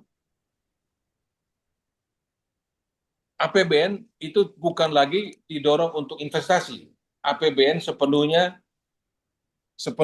untuk menyukseskan program-program pemerintah. Sedangkan investasi diharapkan Danantara. Nah, sampai hari ini kita belum melihat investasi yang meyakinkan dari Danantara. Kita belum lihat. Seperti Prof. Vija tadi sebut yang tekstil, mau bikin perusahaan peternakan, itu belum jelas juga. Jadi ke depan harus benar-benar ini Danantara masuk ke investasi yang bisa mengajak investor lokal dan asing, terutama investor asing juga masuk juga. Karena Indonesia ini kalau hanya diharapkan pemuda dalam negeri nggak bisa, harus ada FDI dan ada dana asing yang masuk ke capital market kita. Ini baru kuat, Pak. Saya pikir itu ini catatan saya, dan saya yakin ke depan ekonomi kita akan lebih baik. Kalau ada line up ini, pemain pengganti juga dipersiapkan, menteri-menteri kita dibikin, kita ada isu reshuffle kan, akan lebih bagus lagi. Saya pikir program pemerintah akan berjalan baik, dan itu menjadi big push ekonomi kita, bisa 8%. Saya setuju. Tadi kita sebut MBG, Koperasi Merah Putih, agar dia berhasil. Saya harap ada saran yang komplit dari sekolahnya Pak Vija ini untuk bagaimana supaya Koperasi Merah Putih ini benar-benar menjadi penggerak ekonomi, karena itu menjadi harapan kita kan, sesuai dengan Undang-Undang Dasar. Jadi benar-benar koperasi tidak inferior lagi, dia setara dengan itu korporasi, bahkan koperasi di atas korporasi gitu loh. Jadi koperasi memiliki korporasi, kan bagus juga kan. Bagaimana ini menjadi kenyataan supaya di perdesaan, di perkotaan juga kan, Koperasi Merah Putih bukan di perdesaan saja. Ini betul-betul koperasi itu dalam 5 tahun ke depan ini benar-benar menjadi barang usaha yang betul-betul membanggakan kita semua, kan terbukti bisa menyejahterakan rakyat. Nah, kemudian ada pembangun 3 juta rumah. Saya pikir ini penting sekali karena backlog kita 15 juta loh, Pak. Dan yang sudah punya rumah pun banyak rumah tidak layak. Jadi dengan membangun perumahan, data Bank Indonesia mengatakan satu rumah, satu gedung itu dia bisa menggerakkan 150 sektor lainnya. Karena bahan baku mulai dari batu, pasir sampai kepada genteng, seng, baja, itu semua dibutuhkan. Belum lagi tenaga kerja. Untuk rumah kecil saja, paling tidak di pembangun rumah membutuhkan 5-6 orang tenaga kerja. Jadi kalau 3 juta rumah itu diselesaikan, ditambah lagi, itu ekonomi kita akan bergerak. Tapi penting sekali governance yang baik, dan kemudian seperti kritik dari, bahkan sudah kena Pak Godam dari MSCI dan Moody's, lembaga rating, perbaikilah kualitas regulasi kita, perbaikilah kualitas penegakan hukum kita, perbaikilah governance kita, tata kelola kita lebih transparan, lebih akuntabel, dan lebih wajar. Tapi kalau kita lakukan itu, Indonesia akan maju, dan Pak Wija tetaplah mengkritik para ekonom. Dan saya dengar Presiden mengatakan, kritiklah, media pun begitu, tetap memberi kritik, jangan tulis yang baik-baik saja. Terima kasih. Siap, terima kasih banyak Pak Wija, Pak Primus, dan juga terima kasih banyak rekan-rekan jurnalis dan juga akademisi yang menyampaikan pertanyaan. Tadi saya pikir saya sudah rangkum sebaik mungkin ya, semoga merepresentasikan. Ada Mbak Nana dari Suar ID, Mbak Erika dari Kompas, dan juga Mas Hardiansyah. Ini Pak Hardi rekan kami, Pak Sarifuddin dari Padang. Izin kami sedikit eh, penutup Pak Wija, Pak Primus. Pada akhirnya kesimpulannya adalah kita perlu disiplin terhadap kebijakan dan juga keputusan yang kita jalankan. Tanpa disiplin ya tentunya kita akan jatuh ke tadi ya udah bukan lagi di tepi jurang masuk ke jurang ini yang disampaikan Pak Wija. Saya pikir pasar memang harus menjadi perhatian khusus bagi pembuat kebijakan karena kejadian baru ini membuktikan bahwa pasar memang bisa menjadi sumber kemakmuran, tapi kalau kita tidak bisa mengelolanya dengan baik, ya bisa jadi sumber kejatuhan dan juga krisis. Ini terjadi di 98. Saya pikir Pak Primus, Pak Wijaya sangat familiar dengan kejadian itu. Dan terakhir banget ini, karena dari tadi Pak Primus membahas soal bola nih, kebetulan saya juga suka nonton bola. Kedisiplinan memang penting, Pak Primus ya, karena Ya. kalau tidak menjalankan liga atau juga manajemen bola ini, stadion kita juga jadi sepi, tidak ada yang mau nonton, pemain bagus tidak mau masuk. Yang paling buruk adalah liga kita jadi Liga 1 jadi Liga Tarkam nanti, Pak Primus. Yang akhirnya downgrade yang disampaikan Pak Wija dan juga Pak Primus ini bisa terjadi dan jangan sampai terjadi. Saya pikir ini akhir diskusi kita, Bapak Ibu sekalian. Kita terima kasih kepada Pak Wija, Pak Primus atas paparannya. Kita alhamdulillah membedah sangat dalam. Tentu kita tidak bisa membedah semua hal, tapi hari ini membuktikan kita sama-sama punya perhatian terhadap apa yang dikerjakan oleh pemerintah. Dan untuk itu harapannya setelah ini kita bisa melihat hal-hal yang lebih baik lagi untuk terjadi di negara ini, khususnya dalam sektor pasar modal. Akhirul kalam, kami menyampaikan permohonan maaf bila ada kesalahan. Bila taufik wal hidayah. Wassalamualaikum warahmatullahi wabarakatuh. Waalaikumsalam. Waalaikumsalam Terima kasih Pak Rosid. Terima kasih Pak Wija, terima Pak kasih. Primus, terima kasih Pak Primus, Pak Rosid, terima kasih rekan-rekan semua.